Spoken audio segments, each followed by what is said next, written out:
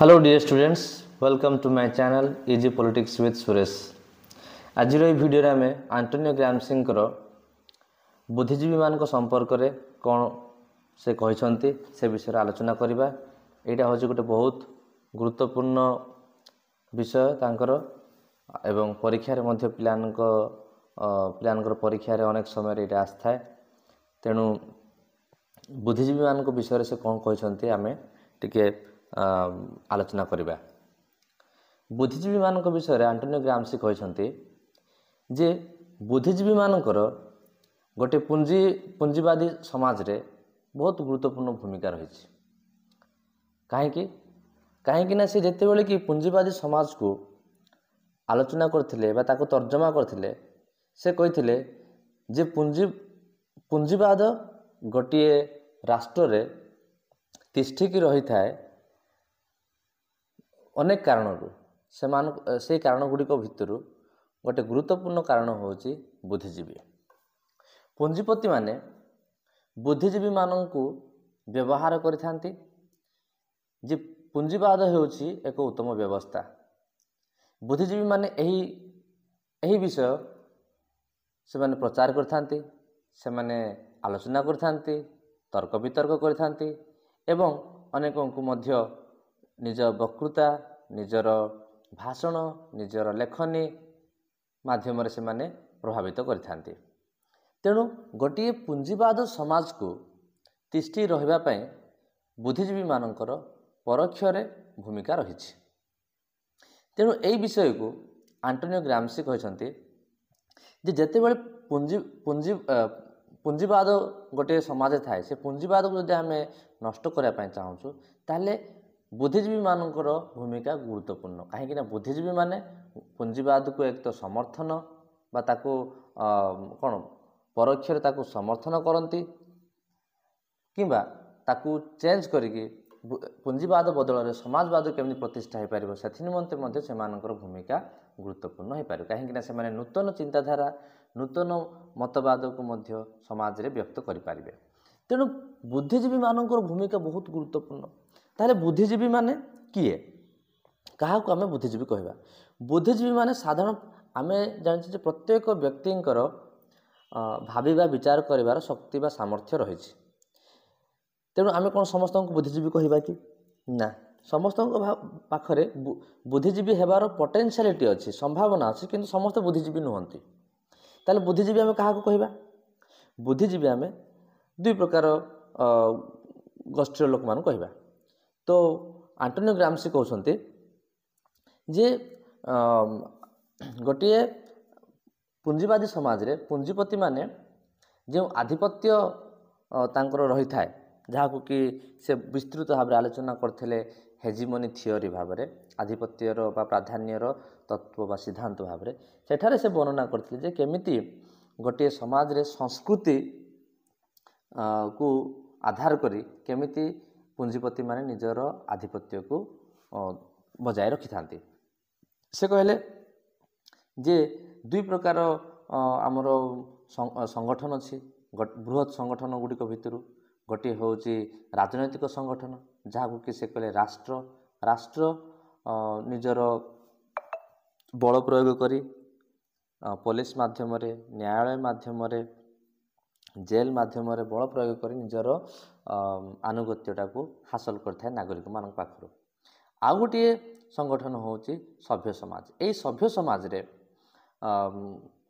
बुद्धिजीवी मानकर भूमिका गुरुत्वपूर्ण होता है। सभ्य समाज रे कौन करता है? सभ्य समाज कौन करता है? सभ्य समाज आम क्या कहूँ? सभ्य समाज रे आम अनेक अनुष्ठान को देखुचु जमीक कि परिवार हूँ गोटे सामाजिक अनुष्ठान, विद्यालय, धार्मिक अनुष्ठान, मीडिया एगुड़िक हूँ गोटे गोटे अनुष्ठान जार समाहार रे आम कहूँ कौन जार समाहार को आम कहूँ सभ्य समाज बोली कहूँ। ग्राम्सी मतरे बुद्धिजीवी दुई प्रकार बा दुई श्रेणीर। गोटे हूँ पारंपरिक बुद्धिजीवी आउ गोटे हूँ जैव बुद्धिजीवी। पारंपरिक बुद्धिजीवी को से ट्रेडिशनल इंटेलेक्चुअल्स कहते एवं जैव बुद्धिजीवी को ऑर्गेनिक इंटेलेक्चुअल्स कहते। पारंपरिक बुद्धिजीवी माने किए? ସେହି ଗୋଷ୍ଠୀକୁ ବୁଝାଏ। ପାରମ୍ପରିକ ବୁଦ୍ଧିଜୀବୀ ମାନେ ସେହି ଗୋଷ୍ଠୀକୁ ବୁଝାଏ ଯେଉଁମାନେ ମନେ କରନ୍ତି ସେମାନେ କୌଣସି ଶ୍ରେଣୀର ଅନ୍ତର୍ଭୁକ୍ତ ନୁହନ୍ତି ବା ସ୍ୱାଧୀନ ଅଟନ୍ତି। ଯେମିତିକି କିଏ, ଯେମିତିକି ୟୁନିଭର୍ସିଟି ବା କଲେଜେସ୍ ଗୁଡ଼ାକର ପ୍ରଫେସର ମାନେ, କିମ୍ବା ଆମେ କହିବା ଧାର୍ମିକ ଅନୁଷ୍ଠାନର ପୁରୋହିତ ମାନେ, ପ୍ରିଷ୍ଟ ମାନେ, ଏମାନେ ନିଜ ନିଜ କ୍ଷେତ୍ରରେ ବହୁତ ଜ୍ଞାନ ଅର୍ଜନ କରିଥାନ୍ତି। ଜଣେ ପ୍ରଫେସର ନିଜ ବିଷୟରେ ଅଧିକ ଜ୍ଞାନ ଅର୍ଜନ କରିଥାଏ, ତେଣୁକରି ସେ ହେଲେ ସେ ବିଷୟର ବୁଦ୍ଧିଜୀବୀ। ଏବଂ ଗୋଟିଏ ପୁରୋହିତ ସେ ନିଜ ଧର୍ମ ବିଷୟରେ ଅଧିକ ଜ୍ଞାନ ପାଇଥାଏ, ତେଣୁକରି ସେ ମଧ୍ୟ ଗୋଟେ ବୁଦ୍ଧିଜୀବୀ। ତେଣୁ ଏମାନେ କ'ଣ କରନ୍ତି ଯେ ଚିରାଚରିତ ଭାବରେ ବା ପାରମ୍ପରିକ ଭାବରେ ଯେଉଁ ଜ୍ଞାନ ଉପଲବ୍ଧ କରିଥାନ୍ତି ସେଇ ଜ୍ଞାନକୁ ସେମାନେ ପ୍ରଚାର କରନ୍ତି ବା ସେମାନେ ସେଇ ଜ୍ଞାନକୁ ପ୍ରଦାନ କରିଥାନ୍ତି। ଏବଂ ନିଜର କ୍ଷେତ୍ରକୁ, ସେ ଧାର୍ମିକ କ୍ଷେତ୍ର ହେଉ କିମ୍ବା ଶୈକ୍ଷିକ କ୍ଷେତ୍ର ହେଉ, ନିଜ କ୍ଷେତ୍ରକୁ ସେମାନେ ବଳବତ୍ତର କରିବା ପାଇଁ ବା ତାକୁ ନେଇକି ପ୍ରସାର ବା ସେଇ ଭିତ୍ତିକ ଜ୍ଞାନକୁ ବୃଦ୍ଧି କରିବା ପାଇଁ, ତାକୁ ତର୍ଜମା କରିବା ପାଇଁ ସେମାନଙ୍କର ପ୍ରଚେଷ୍ଟା ରହିଥାଏ। ତେଣୁ ସେମାନେ ସ୍ୱାଧୀନ ଥାଆନ୍ତି। ଠିକ୍ ଅଛି। ଏବଂ ସେମାନେ ଗୋଟିଏ ସମାଜ ଯେମିତି ଅଛି ସେ ସମାଜ ସେମିତି ରହିବା ଦରକାର, ଏଭଳି ମଧ୍ୟ ସେମାନେ ଧାରଣା ଦିଅନ୍ତି କିମ୍ବା ତାକୁ ନେଇକି ବିତର୍କ କରିଥାନ୍ତି। ତ ଏଇ ଯେଉଁ ପୁଞ୍ଜିବାଦୀ ସମାଜ ଅଛି, ପୁଞ୍ଜିବାଦୀ ସମାଜ ହେଉଛି ଗୋଟେ ଉତ୍ତମ ସମାଜ, ଉତ୍ତମ ବ୍ୟବସ୍ଥା। এই ପୁଞ୍ଜିବାଦୀ ବ୍ୟବସ୍ଥାରେ ଆମେ ବ୍ୟକ୍ତିଗତ ସ୍ୱାଧୀନତା ପାଇଥାଉ। এই ପୁଞ୍ଜିବାଦୀ ବ୍ୟବସ୍ଥାରେ ଲୋକମାନେ ନିଜର ଜୀବିକାକୁ ଠିକ୍ ଭାବରେ ଅର୍ଜନ କରିପାରିବେ। ଏଗୁଡ଼ିକ କିଏ କହିଥାନ୍ତି? ଏ ଯେଉଁ ପାରମ୍ପରିକ ବୁଦ୍ଧିଜୀବୀ ମାନେ, ପ୍ରଫେସର ଗୋଟେ କହିପାରିବେ ସେ କ୍ୟାପିଟାଲିଜମକୁ କ'ଣ ଠିକ୍ ବୋଲି କହିପାରିବେ, ତାର ସପୋର୍ଟରେ ବହୁତ ଆର୍ଗୁମେଣ୍ଟ କହିପାରିବେ। ଠିକ୍ ସେମିତି ଯଦି ଆମେ ଦେଖିବା ଜୈବ ବୁଦ୍ଧିଜୀବୀ ମାନେ କ'ଣ, ସେମାନଙ୍କର ମଧ୍ୟ କିଛି ଭୂମିକା ଅଛି। ତ ଏଇ ବୁଦ୍ଧିଜୀବୀ ମାନେ ସାଧାରଣତଃ କେଉଁମାନେ ହେଇଥାନ୍ତି?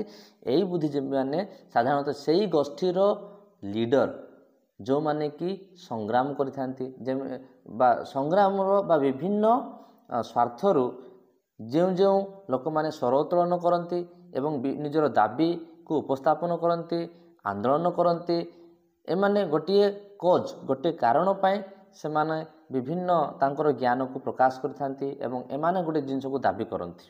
ଠିକ୍ ଅଛି। ଯେମିତିକି ଆମେ କହିବା ଯେ ଶ୍ରମିକମାନଙ୍କର ଯେତେବେଳେ ଆନ୍ଦୋଳନ ହୋଇଥାଏ ସେତେବେଳେ ସେମାନଙ୍କ ଭିତରୁ କିଛି ବ୍ୟକ୍ତି ନେତୃତ୍ୱ ନେଇଥାନ୍ତି, ଯେମିତିକି ଟ୍ରେଡ୍ ୟୁନିୟନର ନେତୃତ୍ୱ ନେଇଥାନ୍ତି, ଓକେ, କିଛି ଗୋଷ୍ଠୀର ନେତୃତ୍ୱ ନେଇଥାନ୍ତି। ଏବଂ ଏମାନେ କ'ଣ କରନ୍ତି, ଯେଉଁ ଗୋଟେ ନାରେଟିଭ୍ ଅଛି ବା ଯେଉଁଭଳି ଗୋଟେ ବ୍ୟବସ୍ଥା ଅଛି ତାକୁ ଏମାନେ ସମାଲୋଚନା କରନ୍ତି, ତାକୁ ଏମାନେ ବିରୋଧ କରନ୍ତି ଏବଂ ନୂତନ ଆଧିପତ୍ୟ ବା ନୂତନ ସଂରଚନା, ନୂତନ ବ୍ୟବସ୍ଥା କେମିତି ଗଠନ କରାଯାଇପାରିବ ସେଥି ନିମନ୍ତେ ଏମାନେ କହିଥାନ୍ତି। ତ ଏମାନେ କ'ଣ, ଏମାନେ ହଠାତ୍ କିନା ଗୋଟିଏ ଗୋଷ୍ଠୀ, ଗୋଟିଏ ଆନ୍ଦୋଳନରୁ ଏମାନେ ଜାତ ହେଇଥାନ୍ତି। ଏହାର ଗୋଟିଏ ଉଦାହରଣ କ'ଣ, ଯେମିତିକି ବର୍ତ୍ତମାନ ସମୟରେ ଆମେ ଦେଖୁଛୁ ଯେ ଧରି ନିଆଯାଉ ସରକାର ଯଦି କିଛି ଜିନିଷ କହିଲେ ତାକୁ ନେଇକି କିଛି ଲୋକମାନେ ପ୍ରତିବାଦ କରନ୍ତି, ଓକେ, ସେମାନେ ସାମାଜିକ ଗଣମାଧ୍ୟମ ହେଉ, ଠିକ୍ ଅଛି, କିମ୍ବା ଆମେ କହିବା ବର୍ତ୍ତମାନ ଆମେ ଦେଖୁଛୁ ନ୍ୟୁଜ୍ ମିଡ଼ିଆ ହେଉ, ମିଡ଼ିଆ ମାଧ୍ୟମରେ ହେଉ, ସେମାନେ ସ୍ୱର ଉତ୍ତୋଳନ କରନ୍ତି ଏବଂ ସେମାନେ ସରକାରଙ୍କୁ ସମାଲୋଚନା କରନ୍ତି। ସେମାନେ କହନ୍ତି ଯେ ଏଇ ଜିନିଷ ଯାହା ସରକାର କରୁଛି ସେଇଟା କାହିଁକି କରୁଛି, ୟା ବଦଳରେ ଏଇଟା କରାଯାଇ ପାରିଥାନ୍ତା। ସେମାନେ ଗୋଟେ ତର୍କ ଦିଅନ୍ତି ଯଦ୍ୱାରା କି ସେମାନେ ପୁଣି ଗୋଟେ ଜିନିଷ ପ୍ରଚାର କରନ୍ତି। ଏହାଦ୍ୱାରା ଆଉ ଗୋଟେ ନୂତନ ମାନସିକତା ଲୋକମାନଙ୍କ ମନରେ ଜାତ ହେଇଥାଏ। ତ ଏଇଟା କ'ଣ, ଆମେ ଦେଖିଲେ ଯେ ଗୋଟିଏ ଚିନ୍ତାଧାରା ଅଛି ସମାଜରେ ବା ସରକାରଙ୍କ ଗୋଟିଏ ମନଙ୍କର ଚିନ୍ତାଧାରା ଅଛି, ସେମାନେ ଗୋଟେ କାର୍ଯ୍ୟ କରୁଛନ୍ତି, ତାକୁ ଆଉ କିଛି ଦଳୀୟ ଲୋକମାନେ ବିରୋଧ କରୁଛନ୍ତି, ଆଉ ସେମାନଙ୍କର ଚିନ୍ତାଧାରା ଆଉ ଅଲଗା ପ୍ରକାର ହେଉଛି। ତ ସେମାନେ ହେଲେ ଆଉ ଗୋଟେ ପ୍ରକାର ବୁଦ୍ଧିଜୀବୀ। ତ ଏମାନଙ୍କୁ କୁହାଯାଏ କ'ଣ, ଅର୍ଗାନିକ୍ ଇଣ୍ଟେଲେକ୍ଚୁଆଲ୍ସ କୁହାଯାଏ। ଯେମିତିକି ଆମେ ୟୁଟ୍ୟୁବରେ ଦେଖୁଛୁ ଅନେକ ଲୋକମାନେ ବିଭିନ୍ନ ସରକାରୀ ଯୋଜନାକୁ, ସରକାରୀ ନିଷ୍ପତ୍ତିକୁ ସେମାନେ ସମାଲୋଚନା କରନ୍ତି ଏବଂ କହନ୍ତି ଏଇଗୁଡ଼ାକ ହୋଇଥିଲେ ଭଲ ହେଇଥାନ୍ତା। ତାଦ୍ୱାରା କ'ଣ, ସେମାନେ ନୂଆ ନୂଆ ଆଇଡ଼ିଆ, ନୂଆ ନୂଆ ଚିନ୍ତାଧାରାକୁ ସେମାନେ ବିକ୍ରୟ କରିଥାନ୍ତି ବା ପ୍ରଚାର କରିଥାନ୍ତି ବା ଲୋକମାନଙ୍କ ମନରେ ନୂତନ ଚିନ୍ତାଧାରାକୁ ଉଦ୍ରେକ କରିବା ପାଇଁ ପରୋକ୍ଷରେ ପ୍ରଚେଷ୍ଟା କରିଥାନ୍ତି। ତ ଇଏ ଥିଲା ଆମର ଜୈବ ବୁଦ୍ଧିଜୀବୀ। ଗୋଟେ ହେଲା ପାରମ୍ପରିକ ବୁଦ୍ଧିଜୀବୀ, ଆଉ ଗୋଟେ ହେଉଛି ଜୈବ ବୁଦ୍ଧିଜୀବୀ। ଏ ଦୁଇଟା ପରସ୍ପର ସଂଘର୍ଷ କରନ୍ତି ଯେ କେମିତି ଆଧିପତ୍ୟ ନିଜ ନିଜର ରହିପାରିବ।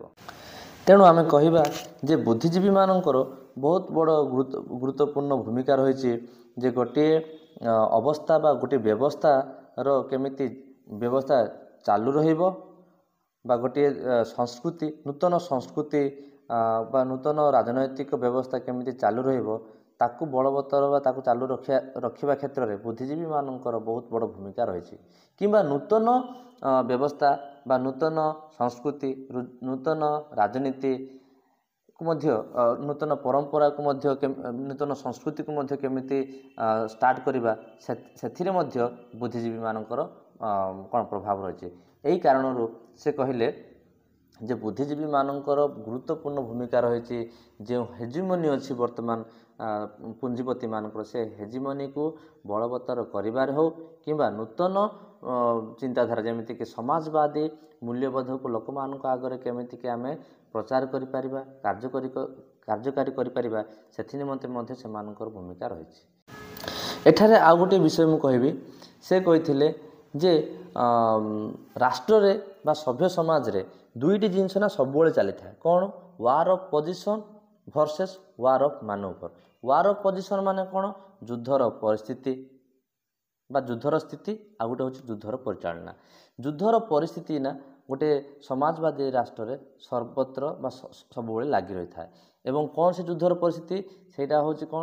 ଯେ ପୁଞ୍ଜିପତିମାନେ ଚେଷ୍ଟା କରନ୍ତି ନିଜର ଅସ୍ତିତ୍ୱକୁ କେମିତି ବଳବତ୍ତର ରଖିବେ, ତେଣୁକରି ସେମାନେ ସବୁବେଳେ ପ୍ରୟାସ କରିଥାନ୍ତି। ଏଇଟା ହେଉଛି ଯୁଦ୍ଧର ସ୍ଥିତି। ଯୁଦ୍ଧର ପରିଚାଳନା କିଏ କରନ୍ତି? ଯେଉଁମାନେ କି ବୁଦ୍ଧିଜୀବୀମାନେ, ସେମାନେ ଏଇଟାକୁ ପରିଚାଳନା କରିଥାନ୍ତି। ଏବଂ ଏହାକୁ କେମିତି ସେମାନେ ପରିଚାଳନା କରିଥାନ୍ତି? ବୁଦ୍ଧିଜୀବୀମାନଙ୍କ ଦ୍ୱାରା। ବୁଦ୍ଧିଜୀବୀମାନେ ସମାଜରେ ନୂତନ ଚିନ୍ତାଧାରାକୁ ଜାଗୃତ କରିବା, ନୂତନ ଚିନ୍ତାଧାରାକୁ ପ୍ରସାର କରିବା, ନିଜର ଭାଷଣ, ନିଜର ଲେଖନୀ, ନିଜର ଆଲୋଚନା ମାଧ୍ୟମରେ ଲୋକମାନଙ୍କୁ ପ୍ରଭାବିତ କରି ସେମାନେ ନୂତନ ଚିନ୍ତାଧାରାକୁ ପ୍ରସାର କରିଥାନ୍ତି। ତେଣୁ ଯୁଦ୍ଧ ଗୋଟେ ହେଉଛି ୱାର୍ ଅଫ୍ ପୋଜିସନ୍, ଆଉ ଗୋଟେ ହେଉଛି ୱାର୍ ଅଫ୍ ମାନୁଭର। ଏ ଦୁଇଟା ଅନବରତ ଗୋଟିଏ କ୍ୟାପିଟାଲିଷ୍ଟ ସୋସାଇଟି ଚାଲିଥାଏ। କାହିଁକିନା ଏହାର ମୁଖ୍ୟ ଲକ୍ଷ୍ୟ ହେଉଛି ନିଜର ଆଧିପତ୍ୟକୁ ବିସ୍ତାର କରିବା। କାହା ମାଧ୍ୟମରେ? ସଭ୍ୟ ସମାଜ ମାଧ୍ୟମରେ, ଏବଂ ଆଉ ଗୋଟେ ହେଉଛି ରାଷ୍ଟ୍ର ମାଧ୍ୟମରେ। ତ ଇଏ ଥିଲା ବୁଦ୍ଧିଜୀବୀ ବିଷୟରେ ଗ୍ରାମସିଙ୍କ ଚିନ୍ତାଧାରା, ଯେ ବୁଦ୍ଧିଜୀବୀମାନଙ୍କର କେମିତି ଗୁରୁତ୍ୱପୂର୍ଣ୍ଣ ରୋଲ୍ ଅଛି ଗୋଟେ ସୋସାଇଟିରେ ହେଜିମନିକୁ ଭାଙ୍ଗିବା ପାଇଁ କିମ୍ବା ନୂତନ ବ୍ୟବସ୍ଥାକୁ ହେଜିମନିକୁ ସୃଷ୍ଟି କରିବା ପାଇଁ। ସୋ ଡିୟର୍ ଷ୍ଟୁଡେଣ୍ଟସ୍, ଆଜିର ଆଲୋଚନାରେ ଏତିକି ମାତ୍ର। ଆଶା କରୁଛି ଭିଡ଼ିଓଟି ଏ ଭିଡ଼ିଓ ଦ୍ୱାରା ତୁମେ ନିହାତି ଭାବରେ ଗ୍ରାମସିଙ୍କ ବୁଦ୍ଧିଜୀବୀ ଉପରେ କ'ଣ ମତାମତ ତୁମେ ଭଲରେ ବୁଝିଥିବ। ଯଦି ଭିଡ଼ିଓଟି ଭଲ ଲାଗିଲା ଲାଇକ୍ କର, ସାଙ୍ଗମାନଙ୍କ ସହିତ ସେୟାର କର, ଆଉ ମୋ ଚ୍ୟାନେଲ୍ ଯଦି ନୂଆରେ ଆସିଛ ସବସ୍କ୍ରାଇବ୍ କର। ବାଏ।